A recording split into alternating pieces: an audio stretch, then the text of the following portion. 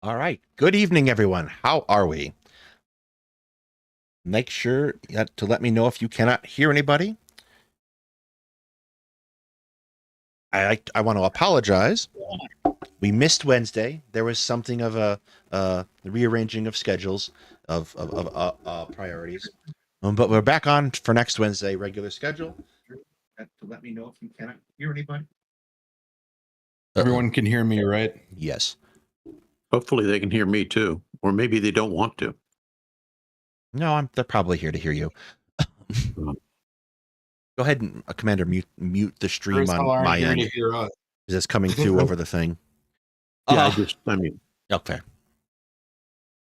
It's been probably best that we didn't go Wednesday because, whew, what a day. This week has been bad. Excuse me.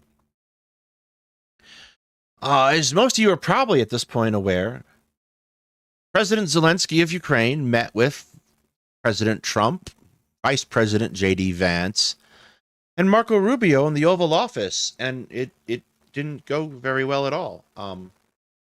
It turned into a bit of a fight, and Trump got his feelings hurt. Fiasco is what it was. I think J.D. Vance got his feelings hurt even more. And they decided they didn't want to play with Volodymyr Zelensky anymore and sent him packing.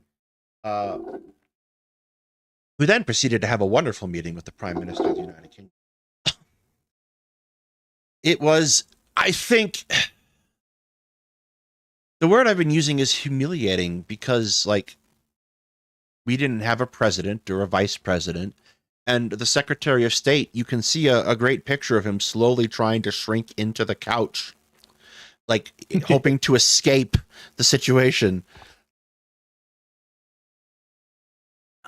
Just didn't like we didn't have a president or a vice president. We had Putin for a president for that hour and a half. It was an hour and a half, right? I listened and got progressively madder. Like I posted 2 community things that night. I think it was around 50 minutes. It wasn't an hour and a half. Oh, it felt longer. Like it felt longer. And like the long and the short of it is, I mean, broadly speaking, I don't know what Trump and Vance were thinking. Like, my guess is that they started out thinking they could kind of intimidate, bully him into saying good things about them and agreeing to whatever shitty deal they were trying to jam down his throat. And instead, he just kind of said, no, you can't force me to do that. I'm not your patsy. I'm speaking for the behalf of my entire nation's survival. Yeah, I mean, what reasonable thing would you expect him to say otherwise, though? Like, there's this weird, like, it's a weird concept because Russia has tried to do this all throughout the Biden administration, right? They engaged with this concept of we'll negotiate with the United States, except they're not at war with the United States. They can't. Through the prism of their analysis of what's going on, they believe they are in fact at war with the United States. That's what I was just going to mention. That's kind of like what they believe, that this is actually Ukraine is a proxy. Yeah, in their mind. So for them to negotiate, they would never to see Ukraine as an equal at the table. As long as Putin's there anyway, there's not going to be any of that. The one thing I wanted to ask you two, and maybe I was the only one who saw it, but Zelensky, and this is not me blaming him, but he made a lot of comments, during the lead up to the confrontation, the shouting match. Yeah. And I just kind of was thinking, oh, man, this isn't the right place to do that. You'd be better off holding that kind of talk for something behind closed doors. Part of me thinks that he might have done that on purpose, because look at how much support it's garnered him. Oh, yeah. Absolutely. But at the same time, I also think that he has a legitimate reason to fear not having a closed door opportunity to advance these questions. Because like you have the United States and Russia ostensibly negotiating this peace settlement in Riyadh without Ukraine being there. Like there is a strong, if I'm in his position, I have a strong incentive, particularly because the way that Trump has set this up, because it wasn't like it wasn't a private meeting. He had the press there, right? Yeah. And that was, I think, like, it spoke to the intent of the meeting. The meeting was to bully him. And once he realized the direction the meeting was going, and the fact that the president had handily provided him a captive audience, he figured he might as well go for broke. I don't think that's a bad move. I think it looks bad to the Republicans, but who cares? They went into this meeting. The outcome of this was going to be the same whether the blowup happened or not. Correct. They've been spending the last week, like, to be frank, lying about like the circumstances that surround the war and Putin's relationship to Ukraine and Putin's relationship to America. They've been saying like, wait, why did Zelensky start the war? And like everyone goes, what? Why didn't anyone say, wait, no, stop. This is not how this goes. So like, given all these signs and signals that Zelensky is getting, he's never going to get another chance. Like, this is it. This is the end of the functional working relationship between the United States and Ukraine. So he might as well go out on his own 2 feet, like standing up, right? I totally agree. Yeah, I would agree with that assessment. I don't know. I don't see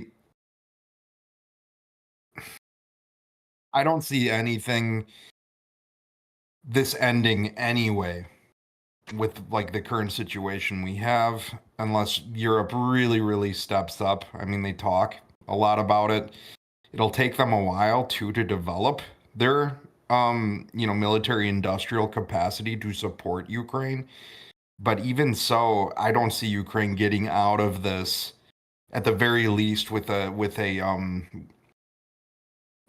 without some sort of negative deal that is going to negatively affect them, which would be better than the worst case scenario. So I don't know. I'm not optimistic. I don't like. I know it's obviously a deeply personal issue for you, and you don't want to see the worst case scenario much more than you would rather see parts of their terrain or their land taken away. And I would tend to agree. I don't want that either. And you're right. But like the worst case scenario, quite frankly, is a much larger portion. Maybe the entire left bank of Ukraine, maybe even. Them. I mean, there's no indication that lines are going to collapse anytime soon. But the worst case scenario down the line is Ukrainian statehood dissolved. But I think the other thing to point out is that Ukraine cannot allow the United States to dictate to it its own sovereignty. If Zelensky allows that, that's the end of Ukraine. It's a bad precedent, but at the same time, it's not a bad precedent. It's the end of Ukraine. That's the functional collapse of the Ukrainian government. Like he has to have a space at the table, and he has to be able to dictate his own country's fate. Yeah, to me, this was frighteningly reminiscent of the 1938 Sudeten crisis, where Chamberlain and Hitler, decide the fate of Czechoslovakia, and Bennis isn't even in the room, isn't even invited to the conference. And basically, Chamberlain goes and tells him, here's what we're going to do to your country.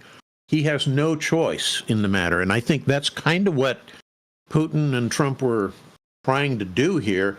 is present him with a fait accompli, and basically he flipped them off and said, like hell, you're going to do that. I think on a certain level, like that's a good place to start. But on a certain level, it's kind of worse. It would almost be like given the rhetoric that Trump has engaged in and Elon Musk has engaged. By the way, I'm developing a seething and passionate hatred for that man, even beyond what I already had. Beyond that, though, like Trump seems to almost be on Putin's side, and you couldn't say that Chamberlain was on Hitler's side, just that he was indifferent towards fighting Hitler. Like there's a Chamberlain gets a lot more shit than I think he deserves, quite honestly. Yeah, I would tend to agree. yes, Yeah. but like the thing of like Trump saying like we want peace, but like there you can't dictate that. And more to the point, like it's a weird equation because like we know, and I presumably Trump has people who now know because someone had to sit down and probably explain it to Hesketh that like this money that's being spent by the United States on Ukraine is being spent in American factories, providing for American jobs to replace weapons and arms. Like on a purely like realpolitik level, it's a good deal for us. We profit from our arms industry profits. Ukraine gets the weapons. It's not a good deal for Ukraine because they're not getting enough weapons, but like cutting off aid makes no sense. No.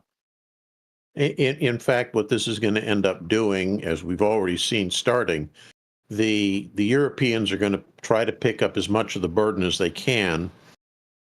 And that means their defense industries will get all that influx of, new cash to develop new production lines and such, while our defense industry languishes. I mean, we already know that a number of the big contractors are upset because the Europeans have basically said, hey, we're canceling all our contracts with U.S. defense firms.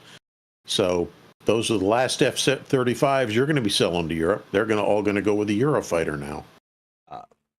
Hi, Maya, and welcome, Bad Science Sunday viewers. Rheinmetall just saw a giant increase in their stock price in Germany. Yeah. Huge increase. Like someone brought it up to me. Stupid move on the Orange Shit Gibbons point. Yes, like I'm like, Europe now is facing a very real possibility because like 2016 to 2020, Trump is a thing that happens, and you can say, well, what if we ride it out? And for a hot second, when we elect Biden, it looks like we're going to ride it out. But now, inexplicably, Trump has returned, and so Europe has to face the concept that they might have to face more Trumps in the future, like not necessarily Trump, but Trump acolytes who won't engage with Europe on good faith. And so you also have never gone broke selling guns, right? What Trump wants isn't necessarily peace. What Trump wants is capitulation. This has followed the general pattern in his return to office. It's been a long month. But if you go back and look at his entire history, it's the way he does business. He calls himself the master of the deal or whatever it is, but he doesn't really make deals. He basically threatens and coerces and forces people to do what he wants, and they end up with nothing. But it hasn't worked broadly this last month. So like Colombia, he tries to send this flight back to Colombia, and they agree. And then they found out that Trump had everyone chained. He's like, no, you'll send these people back with a modicum of dignity or else. And Trump had to back down and do it. And like the media environment obviously didn't like fully report this for the right wingers because they wanted to try to say, Trump faced down Colombia and won. It's like, no, Colombia pretty much won. Canada and Mexico face him down about tariffs. And because it's an extraordinarily stupid move, he's forced to back down again. You end up allegedly a British ship carrying, I'm sorry to interrupt this, carrying weapons was sunk in the Black Sea. In the Black Sea? Yeah. When did this come in?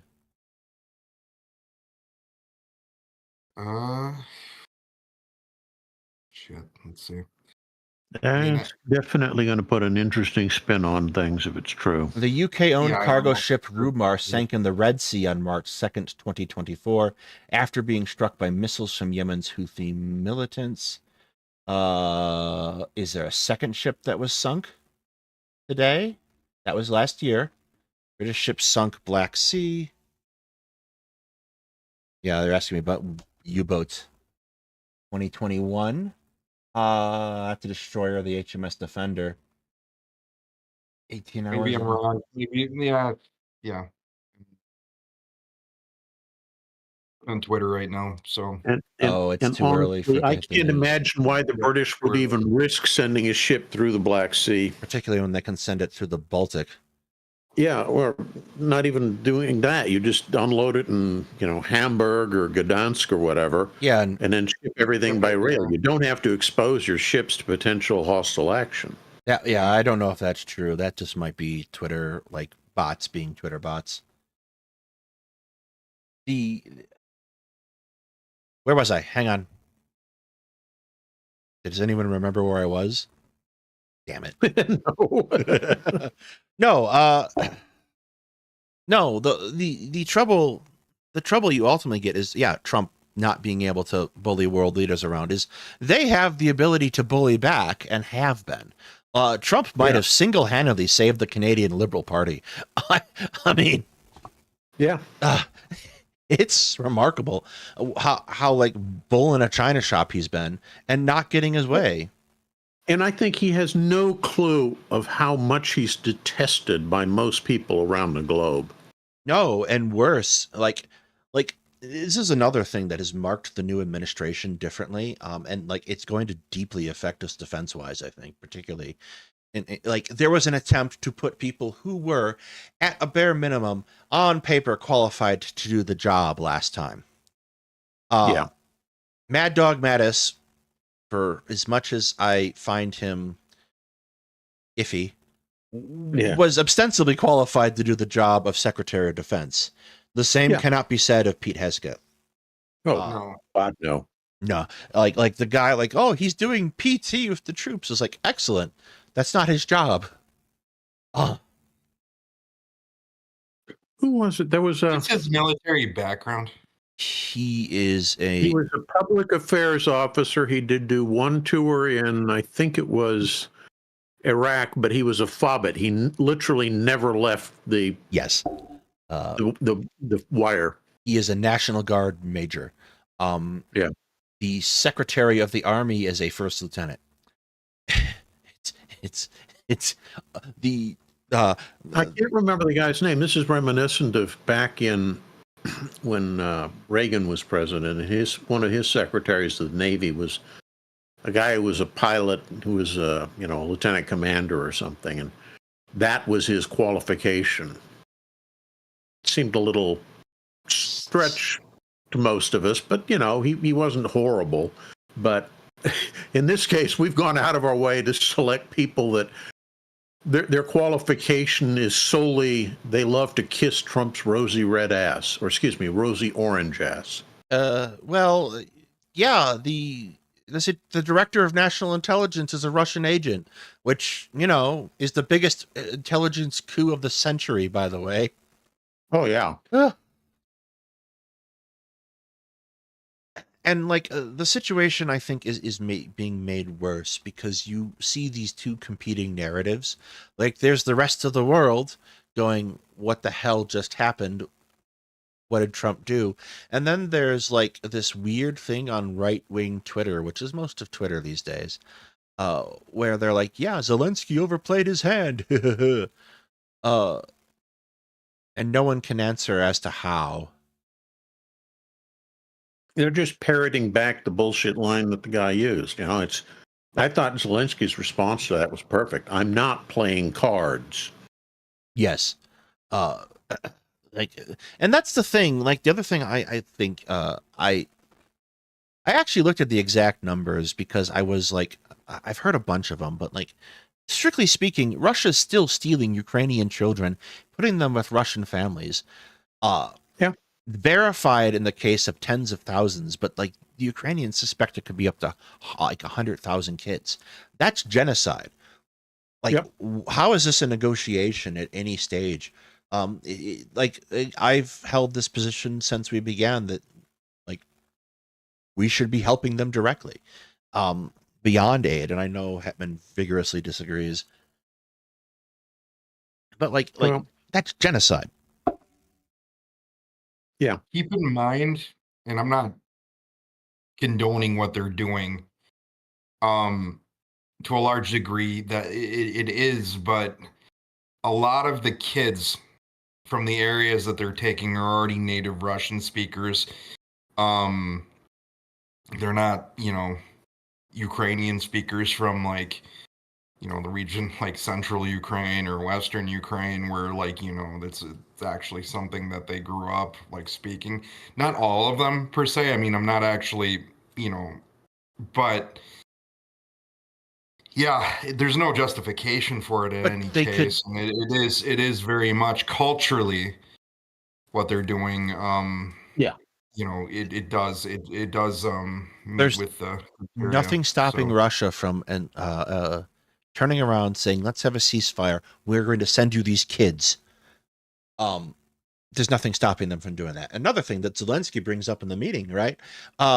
Every deal that we've made with Russia, they violated. Ergo, we need guarantees in place ahead of time. It's a good point too, because it's true. Russia does Russians. The word for Russian in ceasefire is reloading. Yeah. The thing I think is like you said before, it's performative because he knows he's not going to get those guarantees from Trump. Trump has demonstrated no willingness to conduct this deal in good faith. There's the mineral deal, and he's like, it's very clear that the mineral deal is all about Trump's ability to take something to people and say, look what I extracted from Ukraine as a concession. Yeah, but if you actually look at the details behind that, the deal makes no sense whatsoever. Since roughly 80% of all of Ukraine's, rare earth metals They're under and occupied deposits, territory. they're in the occupied territories. Yes. So unless those are given back to Ukraine, which is not part of the deal that's being negotiated, they're not going to have anything to give him. Exactly, which is it speaks back to like the nature of what Trump does. Is he's like, look at this deal I forged, and like, yeah, we won, and then someone has to come along and tell them that well, all the minerals are in the Russian part, and by that time the lie has already gotten its shoes tied and it's on a sprint, and the truth never catches up. Yeah, it's typical Republican move. It's W standing on the flight deck with mission accomplished behind him, except that was the start of the whole thing, fighting down separatists and insurrection and everything else going on in Iraq. But because he had that big banner and had a press release that, oh, look how cool I am, I won the war, the idiots lap it up like it's cream. Yeah, but that I think is a good because for example, when the surge rolls around, it becomes apparent that the mission is not accomplished anymore, and that was 4 years later. By the time it became apparent, obviously, it was too late for anyone to really adjust course. But eventually the tab came due on that carrier thing, and he became mocked for it. Yeah. Trump has this remarkable ability that we've seen over it's almost 12 years now. I've gotten like 50 years older in the past 12 years. Anyway, Trump has this remarkable ability to just keep walking, and the media environment has become so like it's basically gone in one direction. CNN, they're so intimidated by him. Well, for no reason, but they're terrified of calling him out because then immediately they get slammed by all of his followers of, you're un-American and we're going to blow up your headquarters and all this crap.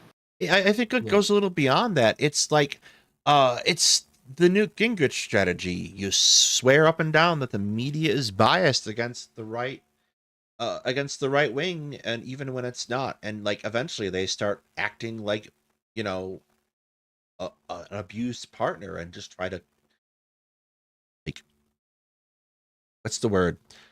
I lost the word. I'm having a night. They try to, like, wow, I'm doing really bad tonight. Yeah, Placate. but I They try to understand what placate you're the right. getting at. Yes. Yeah, they're very interested in not having any confrontation. So the moment they get a sense that the other side's going to get upset, they immediately back off and, well, we either won't mention it or we'll downplay it so that it's not considered a bad thing, and it's par for the course. And frankly, I'm convinced that part of the reason is because all the big media outlets are owned by that billionaire class, and they all like what Trump is doing. So they're never going to push their own people to criticize him. Well, I was just going to ask, what's kind of a big mystery to me is how Marco Rubio was always pretty neoconservative, is now kind of in the position he is. well, you look at, in both parties, really, this applies to. Ideology tends to last as long in the American two-party system as the wind blows in its favor. So, neoconservatism has been on its way out, and like, if you want to advance yourself now, you need to appeal to Trump. And this is somewhat unique because you need to appeal to Trump specifically. Arguably, there is no longer a Republican Party. No, I also would argue that we've kind of, like, after this election, we've lost the Democratic Party. Like, there is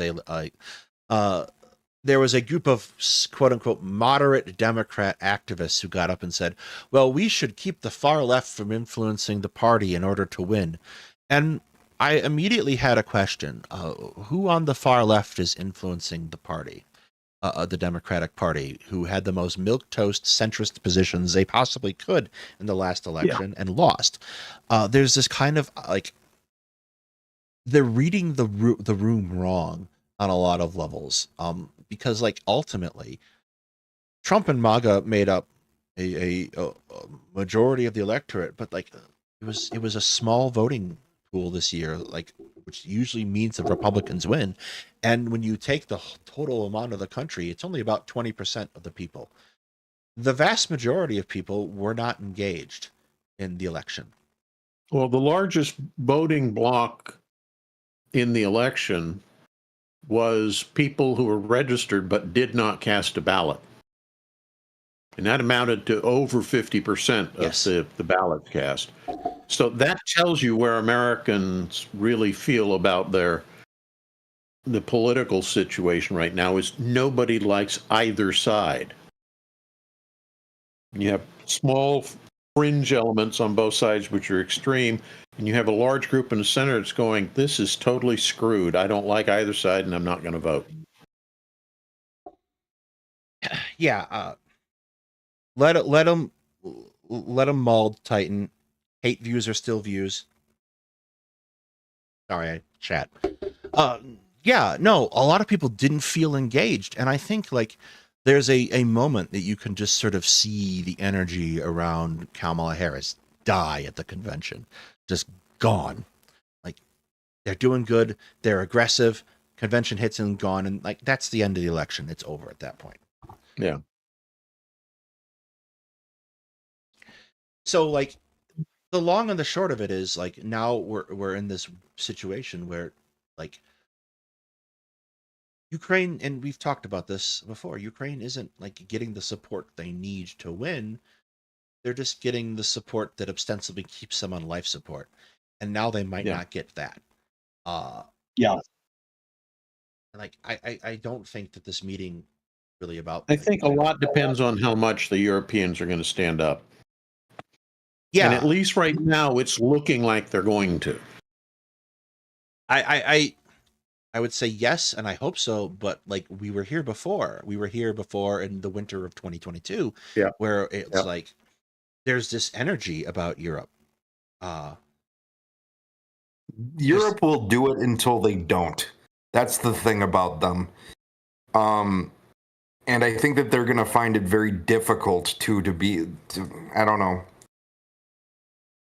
Well, it's that old nugget of the peace dividend, right?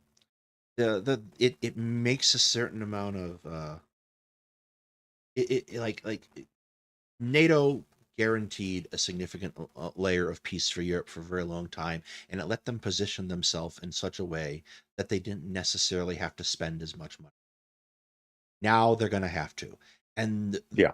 they have two problems. The first is everyone's looking around and going, wow, Europe is shockingly unprepared for war in its major powerhouses like Germany and the United Kingdom. Less so France, because France is insane and always prepared for a war. But, Well, the two big ones right now that are a surprise are Italy and Poland. They're the ones that have the biggest rearmament programs going on right now. and Poland's makes a lot of I know that sense. about Italy, actually. Poland does, yeah. Italy, I did not know at all. Yeah. And Oh, did you guys ban the Trump guy? He was so mad.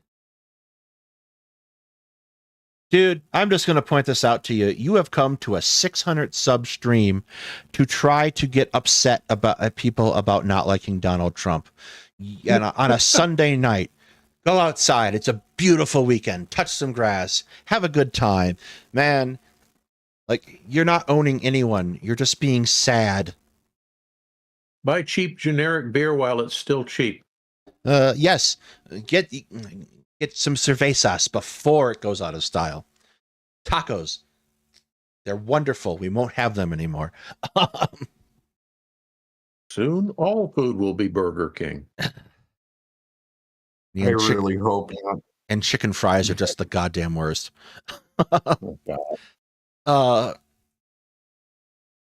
Yeah, no, like Italy is kind of a surprise. I'm not entirely certain. Like, they're not the first stop on anyone's world conquest tour. Yeah. They're like, there's that old Churchill gag. Hitler goes, I think Italy will be on our side this time. And Churchill's like, yeah, it's only fair. We had them last time.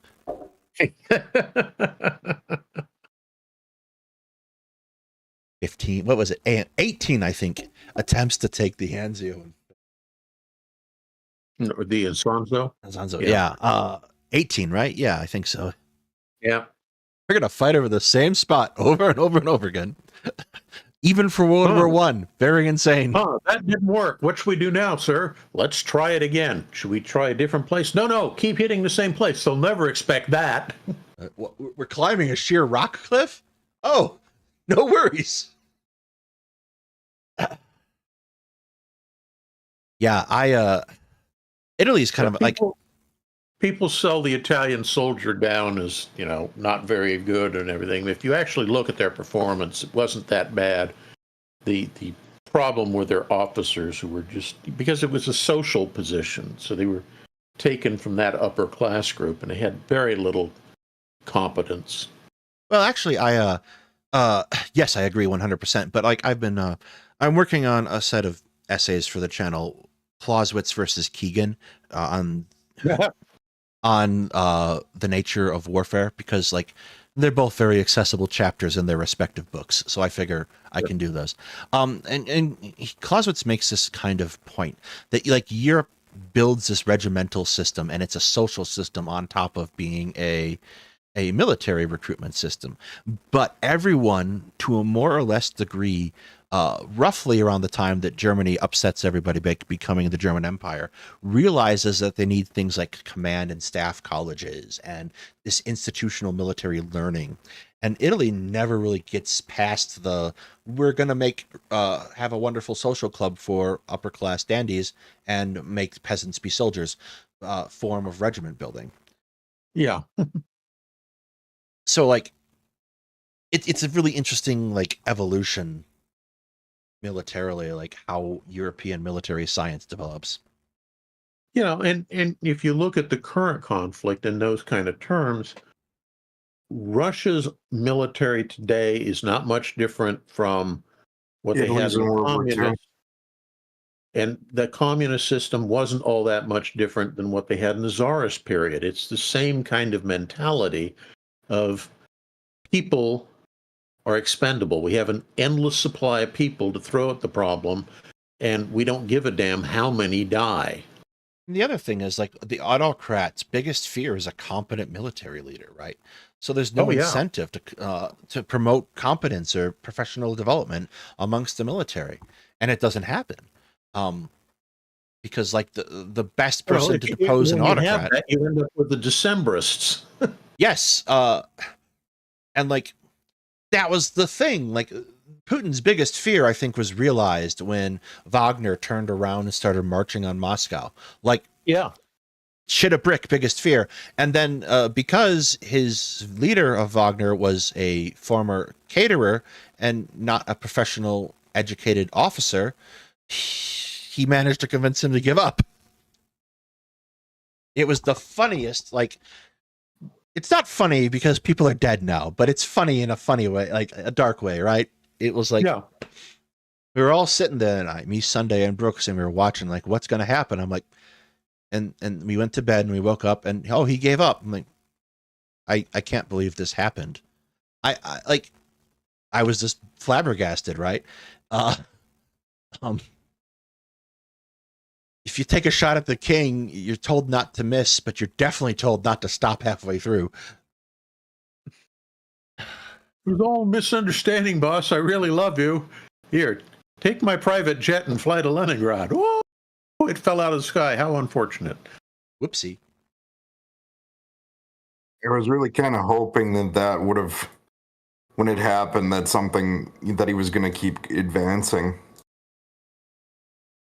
They actually, when they walked into the town, one of the towns that I forget which one, but like everybody greeted them. Oh, yeah. Happily. Yeah, Wagner's very popular in Russia. Whatever the hell it's called now that they renamed it. Wagner, yeah.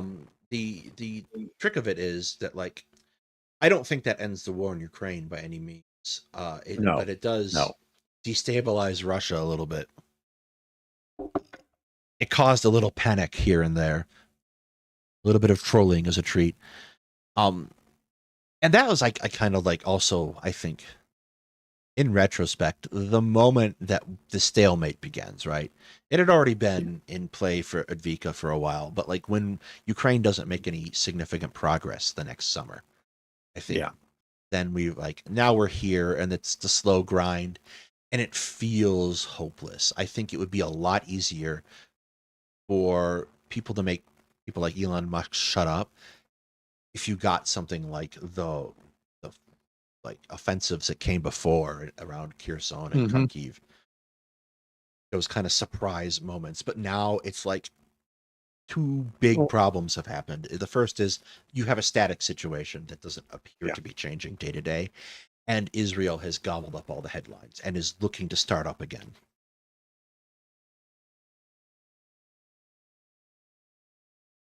Hello? Yes. Hello?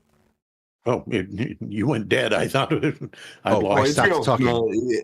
Israel's using this as an opportunity to advance south of Damascus, actually. There's the Druze, actually, the area that they control. And they've invited the IDF there.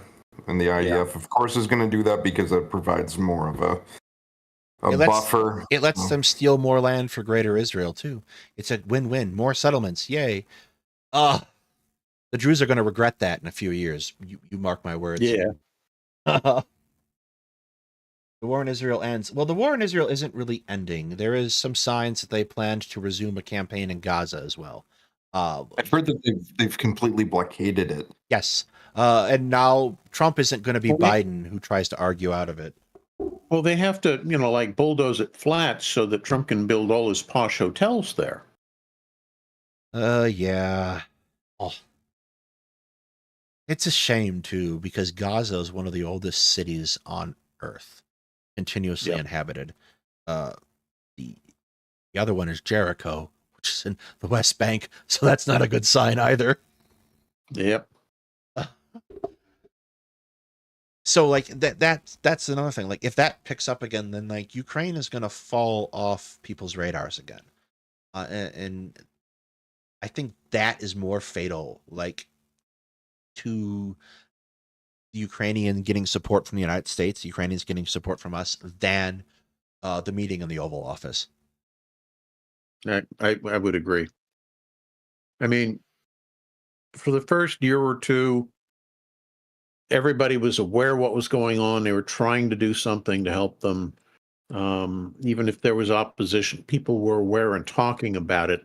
But it's dragged on long enough now where people are just inured to the whole fact that the war is still going on. And it's basically a status quo, like it's a slow advance by Russia, sector by sector.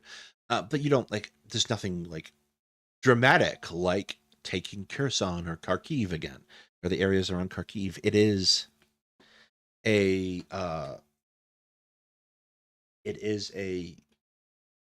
it's basically World War One, but low impact. Like it's trench warfare, but you don't have the huge casualty counts coming in and being public the same way that it would have been. Ukraine has done a very good job, and I know Hetman keeps track of this as best he can, but they've done a very good job of kind of concealing the level of losses they've had. Yes. Yeah, 100%. And in the Russian losses, you know, their estimates from a number of different sources, they all kind of corroborate one another. But honestly, I think those are understated by probably a factor of, you know, at least 2. I think there's a not to get all what if altist on everyone, but there's a demographic problem for Russia too. They already have an imbalance of Ukraine has that same problem though. They do, honestly. but I think it's their a lot. problem has gotten worse. I think it's a lot more fatal to Russia's future ambitions than it is to Ukraine's, because Russia has other imperial ambitions beyond Ukraine, which requires more manpower, specifically men, because they don't deploy women combat units anymore. It's worse than that, because at the same time when the war kicked off, we saw a huge outflow of young males who didn't want to get caught up in it. They fled. And even when the war ends, probably most of those people are not coming home. And when you look at the people that fled, it was, I won't say the intelligentsia, but it was certainly the more qualified and better educated faction. Kind of. So roughly, you don't really have a lot of them to draw on to keep the economy running. Yeah, the middle class, such as it is. I think Ukraine has probably had the same problem in a certain extent, though. The people who left are the kinds of people who would have been the backbone of a service economy that they would need to rebuild their military. So, like, both countries have the same problem. But if Ukraine survives, they can forge a deal with Europe, as much as you don't like the EU, Hetman, that helps them get back on their feet. Russia's not going to have that advantage. No.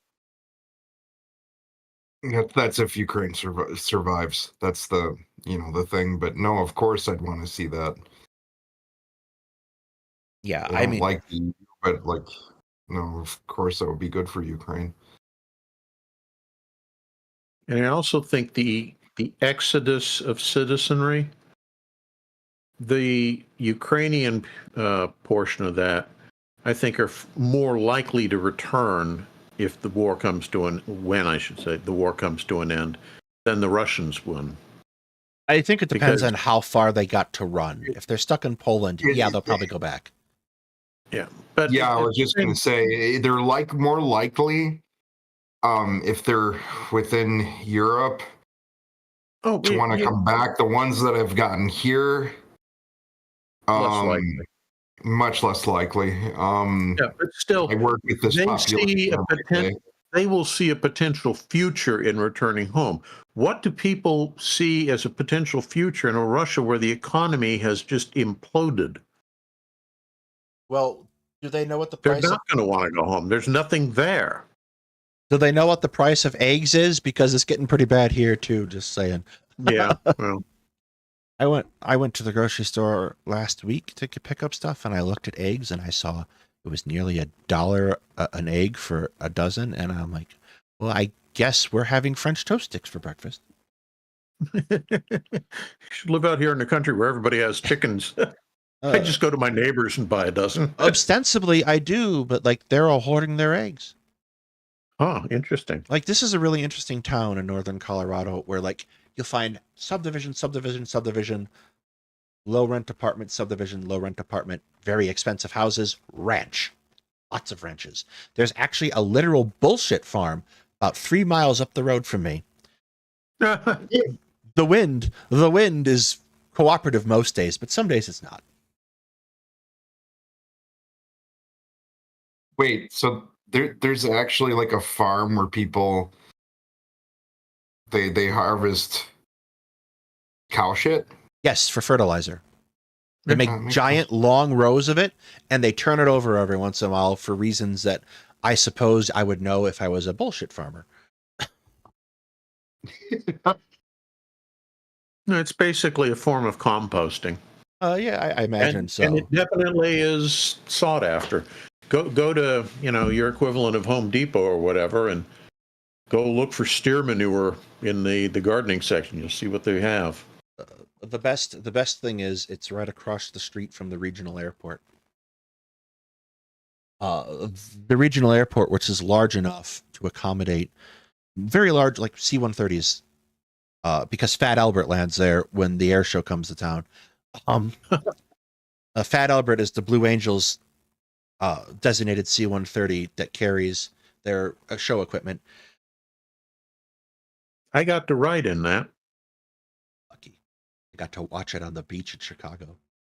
Yeah, we were doing an exercise, and the Blue Angels were performing in Hawaii, and our boss wanted to get back quick and cheap, so he found out there was enough space to have us all fly back on Fat Albert. Not to be like, what if all this, but I live right next to a giant bullshit farm. Fair. Fair. Although I haven't tried to make myself a cult leader yet, so there is that. No, this is a tangent. I've got to get back on track. Here we go. Speaking of bullshit, Vladimir Putin, everybody. Yeah. He's actually been able to be relatively silent these past couple weeks for the most part because he's got Trump doing all his talking for him. He's got to be laughing. Right now. Yeah. He's got to be having a good time. He's been winning the PR war without doing a damn thing.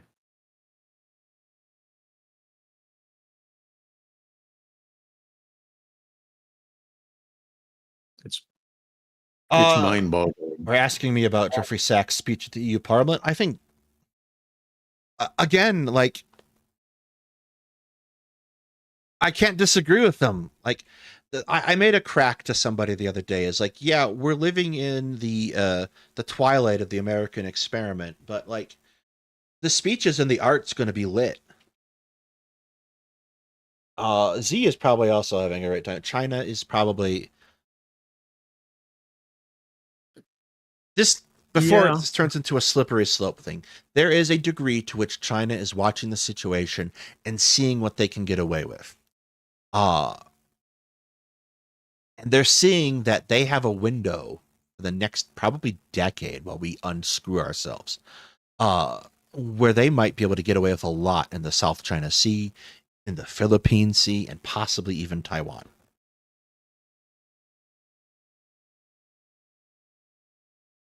Yeah, but I don't see Taiwan happening the way people think it's going to happen. Probably not. Yeah, I'd agree with that. There's a point that there's no benefit to doing it. That's the yes. There's a point that I keep making to people who keep talking about China, is that China has this very vulnerable position. Most of their economy is energy dependent, particularly on oil, and most of their oil transits to them is imported through the Strait of Malacca. So it's very easy for someone like India to come along, close off that strait to China, and they're in Japan's uh, eve of World War II situation where they have to now get themselves outside of the constraint of their an energy crisis. Yeah. They're aware of this. They're very aware of the fact that their principal rival is not truly the United States, but India. And their strategy is built around, like, the Belt and Road Initiative is built around getting around this. Probably not going to work. So the long and the short of it is that China does not have an upside to open aggression, because that emboldens people to take steps to stop them, and they are not self-sufficient in the way that, to a certain degree, Russia is. My sister was just recently in Vietnam. Her plane flight home was delayed for hours because China's... Yeah, that happens pretty frequently. Yeah. Russia's not going to collapse anytime soon. People are, and we do this here too, we kind of grossly overestimate the concept of, like, how things like debts affect countries. Debts tend to outlast countries, and, like, Russia has considerable resource reserves at its disposal that they can use to leverage themselves in a period of peace. People are going to want their oil again. The embargoes and boycotts will stop. Yeah. So, like, Russians will hurt. They will have a hard time with jobs and funding and money, but Russia itself will survive. The issue, though, is most of the oil industry is owned by Putin, and he basically is keeping the money, in his various secret accounts or whatever. He's not reinvesting it in making the Russian economy better. No. That I think is one of the key issues, is that at least in China, you see they're making some effort to reinvest money to improve things. They don't do it intelligently, which is why you see, 6-lane highways to nowhere and cities that literally have no one living in them. But they're trying to do something. But the Russians don't. The money goes into private accounts, and it's not used for anything other than buying, yachts and fancy sports cars. How will they manage the massive contraction of the available labor force? I have an answer. It's not a good one. They're going to take the survivors out of the areas they capture in Ukraine and in South Odessa and various places in Georgia, and they're going to contract them into a workforce. It'll be like what the Nazis did. They took over an area, and they took the population they wanted and put them to work as slave labor. It'll be that. Like, the solution ultimately, like, authoritarianism only has like 5 moves, and they're all basically like, we're gonna put you into slavery. Yeah, that's a good summation. So really, it's just one move and 5 variations. The thing that, like, I guess we should talk about some history, because ostensibly we're historians on a history show. It's kind of the same argument that kind of people made around the Confederacy. Oh, they'll have to give up slavery. It's not efficient. It turns out that slavery is really efficient at building an industrial society, because you don't have to pay, the industrialists don't have to pay the workers. So, like, the Confederacy's plan was to take their slave population and use it to build an industrial militarized society, and then go take over Mexico and enslave the Mexicans, and take over Cuba and enslave the Cubans. Like, this kind of logic of, like, dehumanization that these regimes employ, it has a fundamental dark upside to it, that, like, they have the ability to turn around and, like, they've already dehumanized people. So, like, the next step of using them as cogs in the machine to the point of consumption isn't that far off. Yeah, it's Spartan society with helots. That's, I think, a really good analogy. You have an idle rich class that does very little and pretends to be elite, and you have everyone else who does the work and can't leave. Yep. Yep.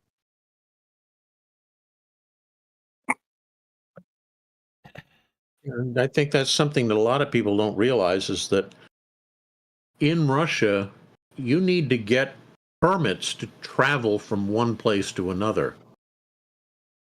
You move out of your own oblast, you better have the permit to have done it. Yeah, part of that is because that's a legacy of the Soviet times with internal passports. Yeah, for sure. yes, absolutely. It's a way of controlling population, and if we need people to be in this province to run the factories or the mines or what have you, then you don't issue the travel permits and let them migrate to the city. It's really, when you get down to it, a legacy of serfdom for most Russians. Yeah. No idea. Always remember, they were the last European country to get rid of serfdom. And they went kicking and screaming. Oh, yeah. Like, so like that is very, there's a lot to Russia that's changed, but there are some things that never will, because Russia has always kind of been a house of cards. Yeah. And it's a house of cards that feeds on itself.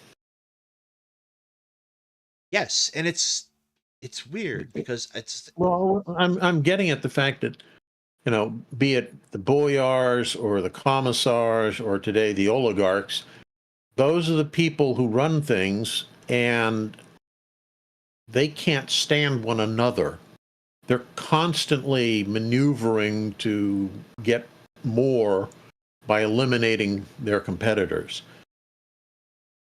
And because you have that lack of, cooperation, trying to work together towards a greater goal, they never really achieve things to their fullest potential. Somebody's always there trying to sabotage the other guy. yes. Jaunty Scarecrow, we're heading towards papers, please, here as well. United States, I presume you mean. The justification will be controlling immigration. That will be difficult, because there will be powerful business interests that will challenge a scheme of that on the basis of constitutionality. They want to be able to engage in interstate commerce. There's a very clear freedom of movement implied to allow interstate commerce. And so, like, some very powerful trucking companies probably going to put the kibosh on that pretty quick.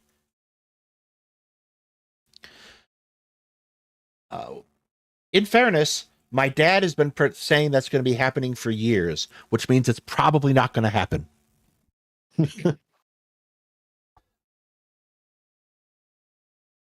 Federal ID. Well,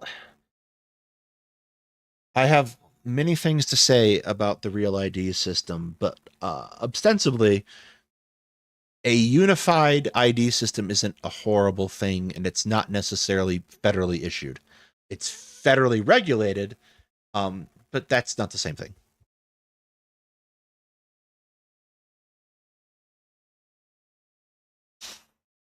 All right. It is a little bit late. Hetman has a school to teach tomorrow. Yep. I'm about that time. So let's go ahead with closing thoughts. Starting with you, Hetman.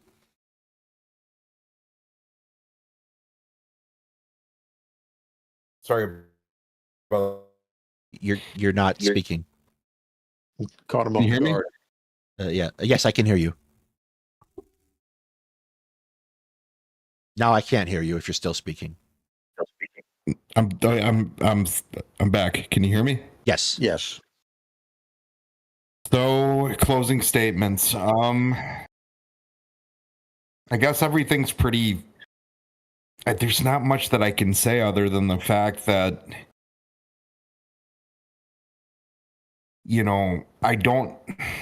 I just don't see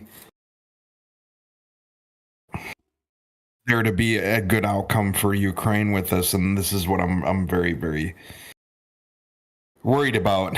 I'm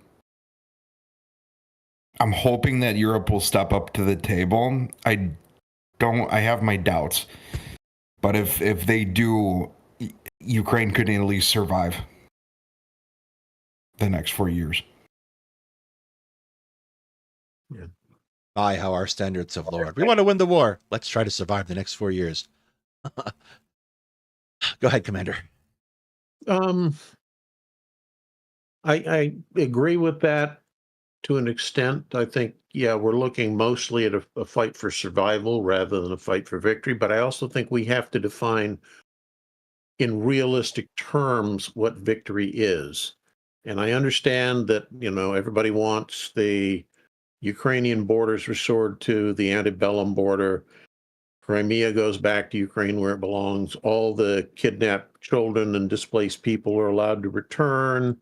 Russia pays reparations. That's the dream scenario. Of course, you're right. Pardon? I said you're right, 100%. Yeah, that's the best. I mean, I would say you're right. It's more of a dream than anything. Yeah, it's a dream scenario. It's not going to happen.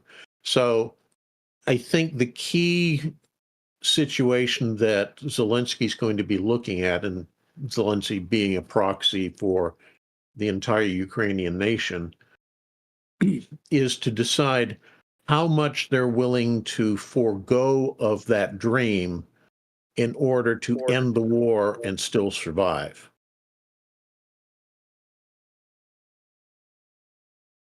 Yeah, I think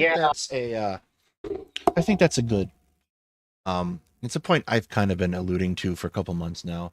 Like, for example, it's a point that I believe too. I went on in you're time. You're gonna have to get to a point where they really need to feel that, and right now, if anything, they're more invigorated. Like, Exactly. Yeah, when I went on to End Time, I brought that point up after the election, and then I saw like the one comment Nick got was like, "That guy must not know any Ukrainians because he thinks they're going to surrender their land." I'm like, reality is reality, guys. Yeah. I mean, this is the standard conundrum that you get with war termination. We had several classes on this at War College, and war termination really boils down to both sides need to want to end the war for whatever reason, and have to be willing to concede certain things that they wanted as not being feasible of gaining. So it's not just the Ukrainians are going to have to give up stuff. The Russians are going to have to give up stuff too. And that's the big problem right now is I think the Ukrainians are realistic and understand, yeah, they're going to have to give up some stuff. The Russians, in particular, Putin, have decided that no, we get everything or the war continues indefinitely. And I don't think they have the ability to keep that war going indefinitely. They're already showing severe signs of economic and societal stress. And the longer this goes on, the worse those stresses get. Yeah, it's that I'm gonna go back to Clausewitz again because that's what I've been doing all day today in writing. It's that paradoxical trinity, right? War is equal parts policy and rationality, emotion and rage, and chance. And like Putin is very governed by this emotional need to secure a total victory. And to the point that he has abandoned the other two legs of the Trinity. Well, I think he has to, because I think his view of the situation is that if he doesn't get total victory, one of the other oligarchs is going to stand up and kick him off the pedestal and take the seat. And I think which is basically signing his own damn death warrant. So he has to prolong the war until he wins, absolutely. And I think that is really the result of the maximalist nature with which the way Russia starts this war. We're going to denazify Ukraine. And when that becomes not a thing, now he is in a spot where he looks stupid because everyone remembers that they were going to denazify Ukraine, and Ukraine is still Ukrainian. So he looks like he takes an L either way, and then his position is unsecure. Yep. All right. Well, with that, it's late. I want to thank everybody for showing up tonight. Go take your medicine. Thank you, everyone. take a walk, get the blood clots out, especially if you've been sitting here for 5 hours watching Maya and then me, for which we both, I'm sure, appreciate you immensely. Thank you, Commander, for coming tonight. Thank you again, Commander. And I would like to wish you all a very happy good night.